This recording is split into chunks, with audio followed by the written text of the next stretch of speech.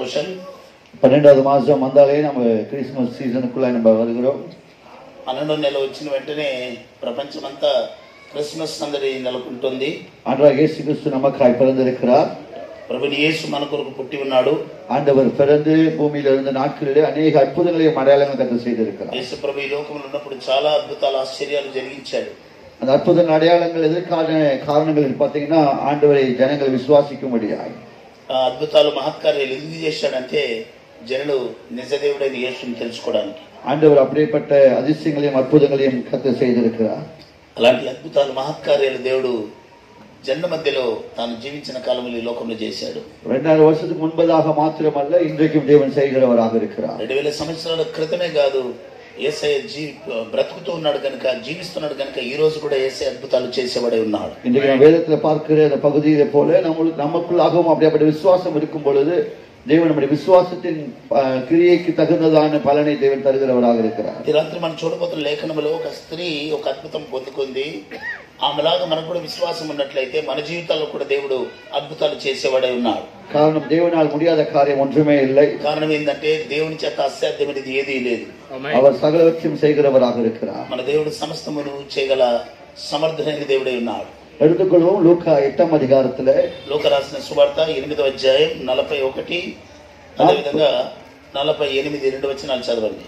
41 நான் வாசிக்க கேட்கலாம். 41 నుంచి 48 వరకు వాక్య లేఖన భాగాలు మనము చదువుతుండగా విందాం. அப்பொழுது ஜெப ஆலய தலைவனாகிய யாவீரு என்னும் பேருள்ள ஒருவன் வந்து இயேசுவின் பாதத்தில் விழுந்து 12 வயதுள்ள தன்னுடைய ஒரே குமாரத்தி மரண அவஸ்தையாயிருந்தபடியால் தன் வீட்டிற்கு வரும்படி அவரை வேண்டிக் கொண்டான். அவர் போகையில் திரளான ஜனங்கள் அவரை நோக்கினார்கள். அப்பொழுது 12 வருஷமாய் பெரும்பாடுள்ள ஸ்திரீ தன் ஆஸ்திகளை எல்லாம் வைத்தியர்களுக்கு செலவழித்தும் ஒருவனாலும் சொஸ்தமாக்கப்படாதிருந்த ஒரு ஸ்திரீ அவருக்கு பின்னாக வந்து அவருடைய வஸ்திரத்தின் ஓரத்தை தொட்டால் உடனே அவருடைய பெரும்பாடு நின்று போயிற்று. அப்பொழுது இயேசு என்னை தொட்டது யார் என்று கேட்டார். எங்களுக்கு தெரியாது என்று எல்லாரும் சொன்னபோது பேதுருவும் அவனோட கூட இருந்தவர்களும், ஐயரே, திரளான ஜனங்கள் உம்மை சூழ்ந்து நெருங்கி கொண்டிருக்கிறார்களே, என்னை தொட்டது யார் என்று எப்படி கேட்டீர்கள் என்றார். அதற்கு இயேசு, என்னிடத்திலிருந்து வல்லமை புறப்பட்டதை அறிந்திருக்கிறேன், ஆதலால் ஒருவர் என்னை தொட்டதுண்டு என்றார். அப்பொழுது அந்த ஸ்திரீ நான் மறைத்து வைத்திருக்கவில்லை என்று கண்டு நடுங்கி வந்து அவர் முன்பாக விழுந்து நான் அவரை தொட்ட காரணத்தையும் உடனே தான் சொஸ்தமானதையும் எல்லா ஜனங்களுக்கு முன்பாக அவருக்கு அறிவித்தாள். అంతటా ఇదిగో సమాజ మందిరాధికారి అని యాయిరు అని ఒకడు వచ్చి యేసు పాదముల మీద పడి ఇంచుమించు 12 ఏళ్ల ఏడుగల తన ఒక్కతే కుమార్తె చావ సిద్ధంగా ఉన్నది గనుక తన ఇంటికి రమ్మని ఆయనను బతిమాలుకొనెను. ఆయన వెళ్ళుచుండగా జనసమూహములు ఆయన మీద పడుచుండిరి. అప్పుడు 12 ఏళ్ల నుండి రక్తస్రావ రోగము కలిగిన ఒక స్త్రీ ఎవని చేతను స్వస్థత నొందనిదై ఆయన వెనుకకు వచ్చి ఆయన వస్త్రపు చెంగు ముట్టెను. వెంటనే ఆమె రక్తస్రావం నిలిచిపోయాను. నన్ను ముట్టినది ఎవరని యేసు అడుగుగా అందరూ మేము ఎరుగుము అన్నప్పుడు పేతురు, ఎలినవాడ, జనసమూహములు కిక్కిరిసి నీ మీద పడుచున్నారనగా యేసు, ఎవడో నన్ను ముట్టెను, ప్రభావం నాలో నుండి వెడలిపోయినదని నాకు తెలిసినదనను. తాను మరుగై ఉండలేదని ఆ స్త్రీ చూచి వణుకుచూ వచ్చి ఆయన ఎదుట సాగిలిపడి తానెందు నిమిత్తము ఆయనను ముట్టెనో వెంటనే తాను ఎలాగూ స్వస్థపడెనో ఆ సంగతి ప్రజలందరి ఎదుట తెలియజెప్పను. అందుకాయన, కుమారి, నీ విశ్వాసం నిన్ను స్వస్థపరిచెను, సమాధానము గల దానమై పొమ్మని ఆమెతో చెప్పాను. வேத பகுதியை நாம் பார்க்கிறது போல பெரும்பாடுள்ள ஸ்திரீ 12 வருஷமாய் அவள் பெரும்பாடு உள்ளவளாய் காணப்பட்டு அவள் வீட்டில் இருக்கும் பொழுது அவள் யோசிக்கிறாள், இயேசுடைய வஸ்திரத்தை தொட்டால் நான் சுகமாவேன் என்று சொல்லி அவருக்குள்ளாக ஒரு விசுவாசம் ஏற்படுகிறது. ఒక స్త్రీ 12 ఏళ్ళుగా రక్తస్రావ వ్యాధితో బాధపడతా ఉంది. ఆమె యేసు ప్రభు యొక్క వస్త్రాన్ని నేను వెళ్ళి ముట్టుకుంటే నేను బాగుపడతానన్న విశ్వాసంతో బయలుదేరి యేసయ్య దగ్గరికి వచ్చినట్టు మనం చూస్తాం. வேதம் சொல்கிறது, வைத்தியர்களாக அநேக செலவுகளை செய்து கூட அவளுக்கு சற்றாகிலும் குணமாகாதபடிக்கு அந்த வியாதி அவளை விட்டு நீங்காதபடி அவள் வியாதிப்பட்டவளாய் காணப்பட்டாள். ఆమె ఎంతో మంది వైద్యుల దగ్గరికి, డాక్టర్ల దగ్గరికి వెళ్ళినప్పటికీ ఆమె రోగము బాగు కాకుండా చాలా బాధల మధ్యలో ఆ స్త్రీ ఉన్నట్టుగా బైబిల్లో లేఖనంలో రాయబడి ఉంది. அவ்வளவு திரளான ஜனங்கள் இயேசுவை பின்பற்றி கொண்டிருக்கிறார்கள். வேதத்தில் நாம் வாசித்தோம், அந்த திரளான ஜனங்கள் மத்தியிலே இந்த ஸ்திரீ இயேசுடைய வஸ்திரத்தை தொடும்படியாய் அந்த ஜன கூட்டத்துக்குள்ளே அவள் நுழைகிறார். యేసుప్రభు ఉన్న కాలంలో చాలా మంది జనులు యేసయ్య దగ్గరికి వస్తూ ఉంటే ఆ గుంపు మధ్యలో ఈ బలహీనంగా రోగం కలిగిన స్త్రీ యేసయ్యని ఎలాగైనా వెళ్ళి ముట్టుకొని బాగుపడాలని బయలుదేరి వచ్చింది. మన గ్రంథంలో ఇప్పుడు చూశాం. ஆமென். அவருடைய ஆண்டுடைய வஸ்திரத்தை தொட்டால் எனக்கு சுகமாகும் என்று சொல்லி அவருடைய விசுவாசத்தின் நிமித்தமாய் அவள் அந்த கூட்டத்தை பார்க்கல, அவருடைய வியாதியை பார்க்கல, அவருடைய பலவீனங்களை பார்க்கல, சுற்றி இருக்கிறவர்கள் என்ன சொல்லுவார்கள் சொல்லி பார்க்கல. அவள் பார்த்ததுல ஒரே ஒரு காரியம், அவருடைய வஸ்திரத்தை தொட்டால் எனக்கு சுகமாகும் என்று சொல்லி. గమనించండి, ఆ స్త్రీ ఆ గుంపును చూడలా, ఆమెకున్న ప్రతికూలమైన పరిస్థితులు చూడలేదు. నేను ఎట్లా వెళ్తాను ఇవన్నీ ఏది చూడలేదు. ఆమెలో ఉన్న ఒక విశ్వాసం ఒకటే, నేను యేసయ్య దగ్గరికి వెళ్తే నాకు స్వస్థత వస్తుందన్న విశ్వాసంతో ఆమె బయలుదేరి వచ్చింది. அதே போல நம்ம கூடி வந்திருக்கிற ஒவ்வொருத்தருடைய வாழ்க்கையிலும் ஏதோ ஒரு தேவையோடு கூட நீங்க இருக்கலாம், ஏதோ ஒரு தேவையோடு கூட நீங்க கடந்து போய் கொண்டிருக்கலாம். ஆண்டவரை தொடும் பொழுது ஆண்டவர் సుగతికి తరుగురవరాக இருக்கிறார். మన జీవితాల్లో మనకి ఏదన్నా వ్యాధి బలహీనతలతో ఈ రోజు మనం కూడా అలాంటి బాధకరమైన పరిస్థితులు ఉన్నట్లయితే మనం యేసు దగ్గరికి వచ్చినప్పుడు యేసే మనల్ని స్వస్థపరిచే దేవుడై ఉన్నాడు. ஆமென். ஆண்டவர் நம்மை தொடுகிறவராக இருக்கிறார். அவரை தொடும் பொழுது நமக்கு சுகம் உண்டாகிறது. அதே போல நம்முடைய விசுவாசத்திலே நாம் ஆண்டவரை தொடும் பொழுது நம்ம சுகத்தை பெற்றுக் கொள்கிறோம். దేవుని బిడ్డలారా, మన జీవితాలలో మనకున్న బాధలు, కష్టాలు, ఇరుకులు, ఇబ్బందుల మధ్యలో మనం దేవుని వైపుగా నడిచినప్పుడు, ఆయన సన్నిధికి వచ్చినప్పుడు ఆయన మనల్ని బాగు చేసే వాడై ఉన్నాడు. ஆண்டவர் நமக்கு சுகத்தை தருகிறவராக இருக்கிறார். దేవుడు మనకు స్వస్థతనిచ్చే వాడై ఉన్నాడు. எத்தனை பேர் விசுவாசிக்கிறீங்க? ఎంతమంది నమ్ముతున్నారు? Praise the Lord. Praise the Lord. Hallelujah. మழை வந்திருக்கு, மழையா இருக்கு, వర్షం కూడా వచ్చింది.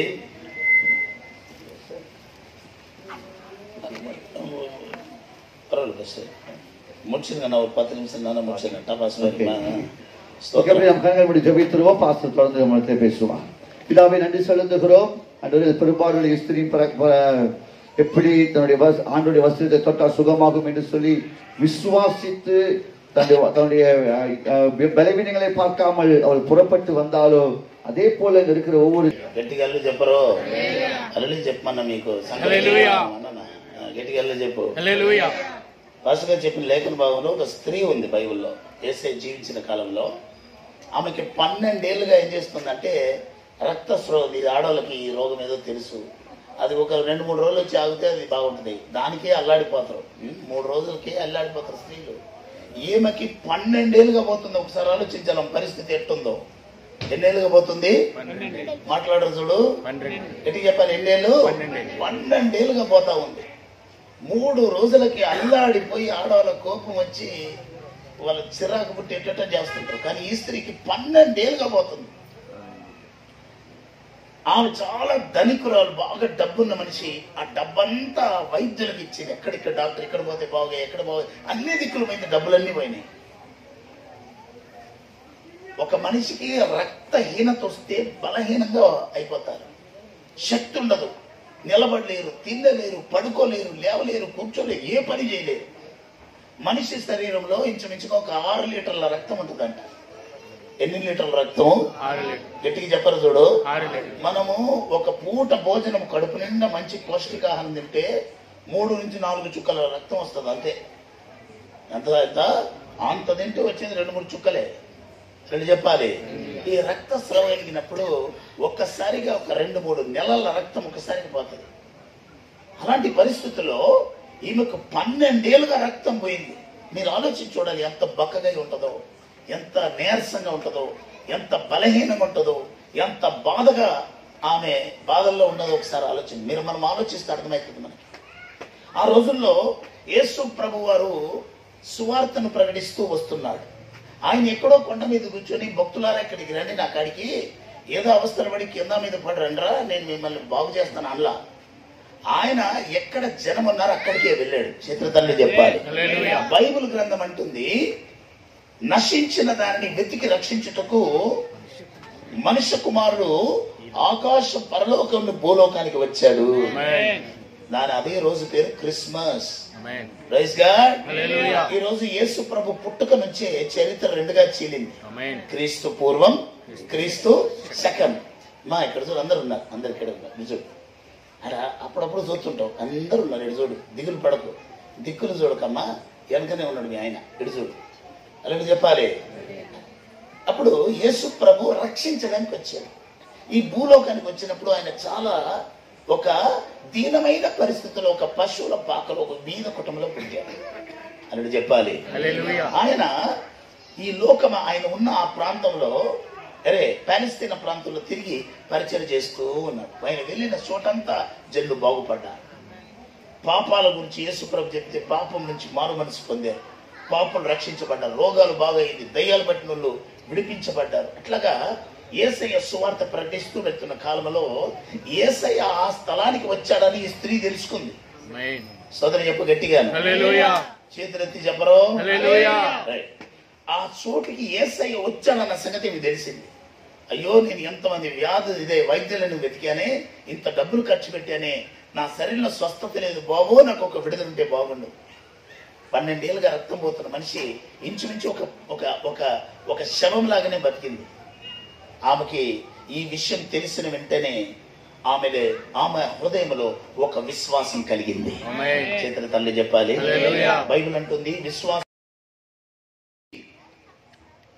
యేసయ్య వస్త్రాన్ని నేను ముట్టుకుంటే బాగైతానేమోనని ఆమె అనుకుంది. యేసుప్రభు ఎక్కడ చెప్పలో బైబిల్ అట్లా రాయబడలా. ఆమెకు ఒక విశ్వాసం, నేను వెళ్ళి యేసుప్రభు వస్త్రాన్ని ముట్టుకుంటే చాలా నేను బాగైపోతానని ఆమెలో ఉన్న విశ్వాసం. కానీ పరిస్థితి సహకరించిందా అంటే పరిస్థితి సహకరిస్తలేదు. ఒక 2-3 సార్లు విరోచనాలు అయితే లేవు మామ, లేస్తామా మాట్లాడరు చూడు. ఒక 2-3 సార్లు విరోచనాలు అయితే ఎక్కడికన్నా పోదామంటే పోరు. మొన్న నా కొడుకుకి 3 సార్లు విరోచన అయినందుకు 3 రోజులు స్కూల్కి పోలేదు. ఆడేమంటాడు, నేను లేచినప్పుడు కళ్ళు తిరిగి కింద పడితే నా తల పగిలిపోతే అంటాడు. 3 సార్లు విరోచన అయినాక అట్లా ఈమెకు 12 ఏళ్ళు రక్తం పోయింది. ఏమైందో చెప్పాలా, కానీ ఆమె సాకులు చెప్పాలా. బైబిల్ అంటుంది ఆమె లేచి నిలబడి వెళ్ళడానికి బయలుదేరితే యేసుప్రభు చుట్టూరా కొన్ని వేల మంది ఉన్నారు, అంత ఆరోగ్యం గల వారు ఉన్నారు. ఇప్పుడు వీళ్ళందరినీ దాటుకొని పోవాలంటే ఎంత కష్టమో మీరు చూడండి. ఒక గుంపును చీల్చుకుంటూ లోపల పోవాలంటే చాలా కష్టం. కానీ ఆమెలో ఉన్న విశ్వాసం ఏంటంటే నేను ఎట్లాగైనా పోవాలనుకున్నది. దేవునికి స్తోత్రం. ఆటంకాల మధ్యలో నుండి ఆమె మెల్లమెల్లగా యేసు వైపుగా వెళ్ళింది. ఈరోజు చాలా మంది యేసు ప్రభు దగ్గర రావడానికి కూడా చాలా ఆటంకాలు ఉన్నాయి. అలా చెప్పాలి గట్టిగా. వాళ్ళ దగ్గరికి వెళ్ళిపోకరా, వాళ్ళ దగ్గరికి వెళ్తే వాళ్ళు తాగుడు గీరు అన్ని మానిపించేస్తారంటారు. యేసు ప్రభు దగ్గరికి పోతే ఏమవుతుంది, తాగుడు మానిపించేస్తారు. వాళ్ళు రేడికి పోతే చాలా స్ట్రిక్ట్గా ఉండాలి అని పనికి మన మాటలు చెప్పేస్తారు. చిత్రధరలు చెప్పాలి. చాలా ఆటంకాలు ఉంటాయి. నువ్వు అక్కడికి పోతే మేము మాట్లాడమంటారు. సినిమాకి పోతే పర్వాలేదు, కలకంపడికి పోతే పర్వాలేదు, తాగితే పర్వాలేదు, వ్యభిచారం చేస్తే పర్వాలేదు, దొంగతనం చేస్తే పర్వాలేదు, ఏ చేసినా పర్వాలేదు. యేసు నమ్మితే మాత్రం ఇది ప్రాబ్లం. ఎందుకంటే సాతానుడు ఎందుకు పోనివ్వడంటే యేసు దగ్గర పోతే జనం బాగుపడిపోతారు, తాగుబోతుడు మారిపోతారు, దొంగలు మారుతారు, వ్యభిచారులు మారుతారు, దుర్మార్గులు మారిపోతారు కనుక మారితే బాగుపడిపోతాడు. ఇప్పుడు మా వాళ్ళు చూడండి, ఇక్కడ కొంచెం మంది చాలా మంది మేస్తులు ఆంధ్ర నుంచి వచ్చిన వాళ్ళు మీరు చూస్తుంటారు. ఈ టైం సాయంకాలం 6 గంటలకు ఇప్పుడు చూడాలి. పేమెంట్ తెచ్చుకొని కోడో పోసుకొని ఏం చేస్తాడు, ఇంత పెద్దది పెట్టుకొని పోసుకుంటాడు. పోయి వీడు ఆడికి పోతాడు, వాడు వీడికి పోతాడు. దేవుని సోదరి చెప్పాలి. పొయ్యి అని పోసుకొని ఏం చేస్తాడంటే రోడ్ల మీద పడిపోయి ఉంటారు. మీరు చూడ కొంచెం మంది మేస్తులు పని చేసేవాళ్ళు. కానీ అక్కడి నుంచి వచ్చిన మా వాళ్ళు దేవుని నమ్ముకుని వాళ్ళు కూడా ఒక రోజు అట్లే ఉన్నారు. యేసయ్యను నమ్మిన తర్వాత వారి జీవితాలు మారింది. చేతులతోని చెప్పాలి. ఇప్పుడు ఈ వీధులు చూస్తే చిన్న ఇంట్లో రెంట్లో ఉన్నట్టుంటారు, కానీ పెద్ద కారులు ఉంటాయి. అలా చెప్పాలి. వీళ్ళు చిన్నోళ్ళు కాదు, ఇల్లు కొనడానికి వీళ్ళు లేకుండా కాదు, ఏదో చూస్తున్నట్టున్నారు పెద్ద ఇల్లు. వాళ్ళు అన్ని దేవుడు వాళ్ళకి ఇచ్చాడు, దీవించాడు. కారణం ఏంది, యేసు నమ్ముకుంటే బాగుపడిపోతాడు. తాగుడు పోతుంది, ఇతరుడు పోతాడు, సిగరెట్లు జర్దాలు పోతాయి. ఇది చెప్తే కొంచెం మందికి నమ్మరు. కొంచెం మంది వీడిపోతే బాగుపడిపోతారు, పోను ఏం చేస్తారు, ఆటంకపరుస్తారు. ఈరోజు చాలా ఆటంకం ఉంది. అలా చెప్పాలి. ఇంగ్లీష్ దేవుడు అంటారు. మరి ఇంగ్లీష్ మీడియం చదువుతారా బాగా? పిల్లలు మాత్రం ఇంగ్లీష్ స్కూల్లోనే వస్తారు. ఇంగ్లీష్ వాడు గురు కనుక్కున్నది అన్నీ కావాలా, ఇంగ్లీష్ దేవుడు మాత్రం వద్దంటారు. ఆయన ఇంగ్లీష్ దేవుడు కాదు. ఇంగ్లీష్ వాడు యేసుప్రభు నమ్ముకున్నందుకు ఇంగ్లీష్ వాళ్ళకు దేవుడు అయ్యిండు. ఆయన ఇదే ఆసియా ఖండములు పుట్టాడు. యేసుప్రభు మనలాగానే ఉండేవాడు. చేతులతల్లి చెప్పాలి. సత్యమును గ్రహించదురు, సత్యము మిమ్మలను నేనే మార్గము సత్యము జీవమై ఉన్నానని యేసయ్య చెప్పాడు. యేసు దగ్గరికి వచ్చేవాడు బాగుపడి తీరుతాడంతే. ఈ 12 ఏళ్ల రక్తస్రావం కలిగిన స్త్రీ ఏదాగో లేచింది. మెల్ల బాబు కొంచెం జరుగు, కొంచెం జరుగు, ఓపిక చూడాలి మీరు, కొంచెం జరుగు బాబు, కొంచెం తప్పుకో బాబు పోతా ఉంది. అలా చెప్పాలి. నేను పోను, మొత్తాన్ని నా పని అంతా అయిపోయింది, ఇంకా అన్ని రక్తం అంతా పోయింది, ఇంకా సచ్చేటట్టు నాకు ఎందుకు అనుకోలే. ఆమెనున్న విశ్వాసం, నేను వెళ్ళి యేసుని ముడితే బాగైతాను అంతే. ఆ విశ్వాసంతో బయలుదేరింది.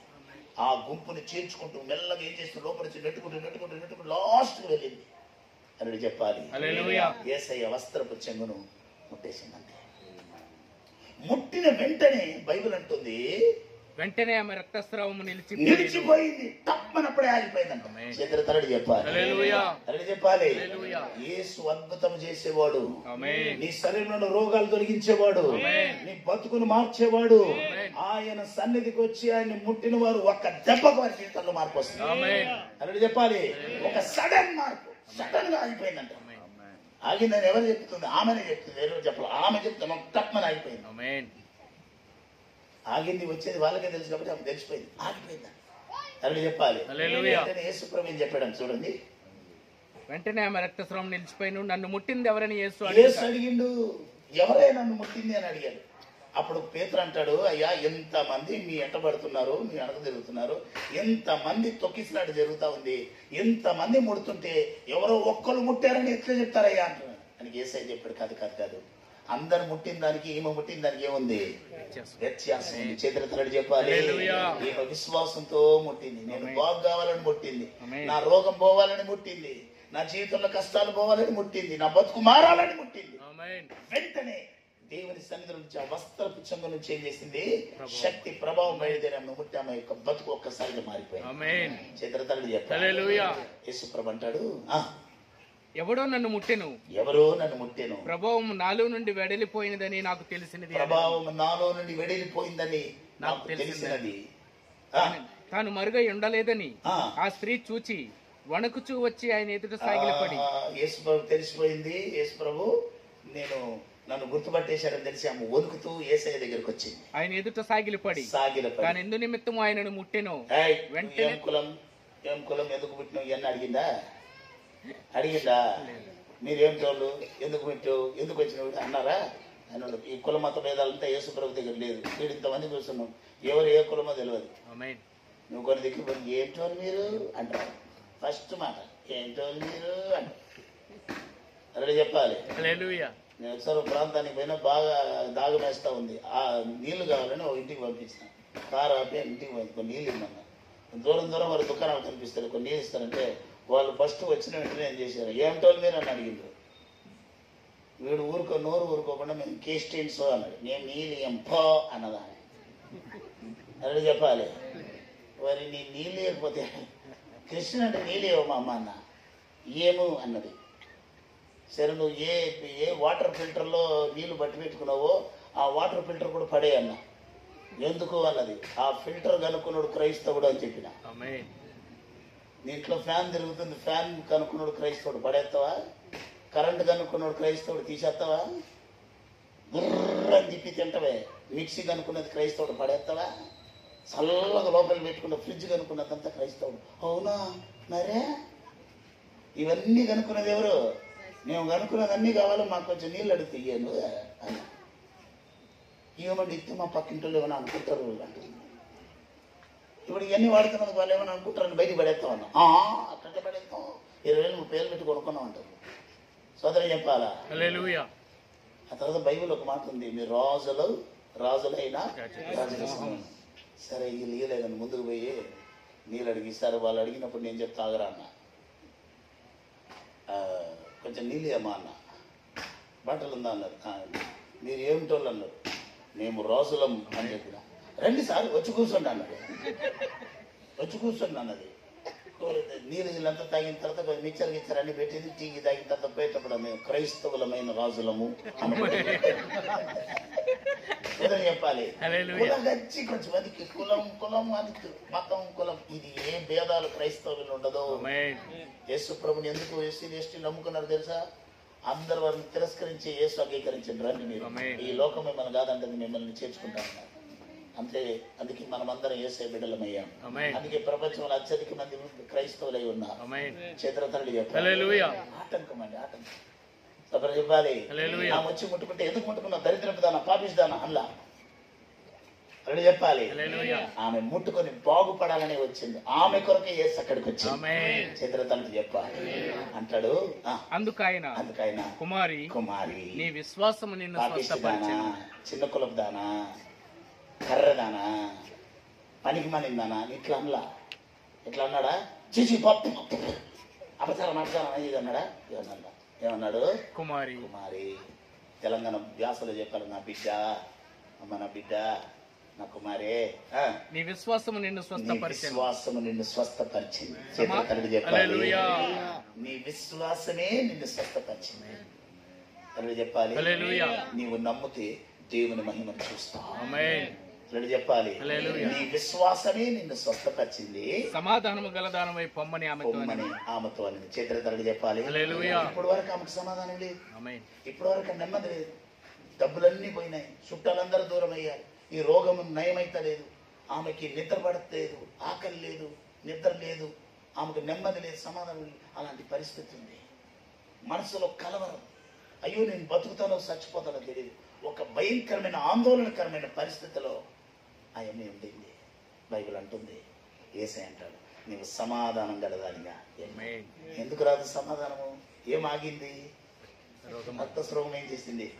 రోగం పోయింది. ఇక ఆమెకి ఏ దిగులు? ఆమెకు ఒక పెద్ద సమాధానం. యేసు ఎవరంటే సమాధానకర్త అయిన దేవుడు. ఇప్పుడు ఇక్కడ కూటమి పెట్టినాం, ఇదంతా ఏమైనా ఉందా? వ్యక్తిని ఏముండదు. పాడిన పాట కమ్మగా ఉంటుంది, పాడతాం, ఒక ప్రార్థన చేస్తాం, వాక్యం చదువుతాం. వాక్యం చెప్పింది కూడా నోటికి వచ్చింది ఏదో ఒకటి అనేది కాదు. నేను చెప్పేది బైబిల్లో ఉందా లేదని చూసుకోవచ్చు. ఇది అనగనగా కథ కాదు. ఇష్టం వచ్చినా ఏదో ఒకటి చెప్పిపోవడానికి చెప్పిందంతా ఎక్కడ ఉండాలా?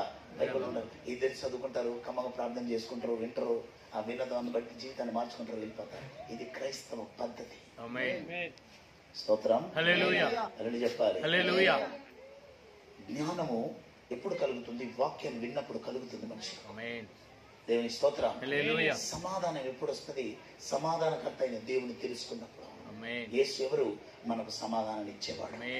జీవితంలో అలజడి. ఈరోజు ఎన్నో కుటుంబాలు రోగము, అప్పుల బాధలు, పిల్లలు మాటలు వింటలేరని, భర్త తాగుబోతాడని, కొడుకు ఇష్టం వచ్చినట్టు తిరుగుతున్నాడని, బిడ్డ మాట వింటలేదని, పని లేదని, ఇంట్లో అనేక రకమైన అసమాధానములతో జనులు సతమతమైపోతున్నారు. ప్రభు బిడ్డ, నీ జీవితంలో నీకు నెమ్మది కలిగిన వాడు, సమాధానం ఇవ్వగలిగిన వాడు ఒక్కడే. ఆయన పేరు నజరేయుడైన యేసు. ఆయనకు సమాధానకర్త అని ఒక పేరు. సోదరం చెప్పండి. పాపం చేసేవాడికి సమాధానం ఉండదంట. రోగములో ఉన్నవాడికి సమాధానం ఉండదు. అప్పుల బాధల్లో ఉన్నవాడికి సమాధానం ఉండదు. మీరు చూడండి, పడుకొని ఉంటారా? అప్పులు ఉన్నాడు లెక్కలు వేసుకుంటాడు. ఇక్కడ 20,000 30,000 అంటాడు. వాడికి వాడే కొట్టుకుంటాడు. 3 సంవత్సరాల నుంచి ఇంత ఇంట్రెస్ట్ ఇచ్చారు. అబ్బా నిద్ర ఉండదు, ఇదే ఆలోచన ఉంటుంది. పని లేనివాడు ఆలోచన చూడు. పని లేకపోతే ఎట్లెట్టో ఇంటి కట్టాలి, ఎట్టి చేయాలి, అది చేపి చూడు. వాడికి నెమ్మదే ఉండదు. అల్లు చెప్పాలి. తాగేవాడికి ఏం చేయదు? ఆ కాసేపు నెమ్మది ఉంటుంది, తర్వాత ఏం చేయదు నెమ్మది. ఆ కొంచెం సేపు మత్తలు ఉంటాడు, తర్వాత మత్తల నుంచి బయటకు వచ్చాడు అనుకో, అన్ని మరల వచ్చి వాడి మీద పడుతుంది. ఒక శాశ్వత పరిష్కారం ఏంటంటే ఆ సమాధానకర్త అయిన దేవుడు నీ హృదయంలో సమాధానం ఇచ్చినప్పుడు, నీకు నెమ్మదిని ఇచ్చినప్పుడు నీకు నెమ్మది కలుగుతుంది. యేసు ఎవరు? ఆయన సమాధానం ఇచ్చే దేవుడు. కుమారే, నీ విశ్వాసం నుండి బాగు చేసి సమాధానం గలదాలిగా వెళ్ళాలి.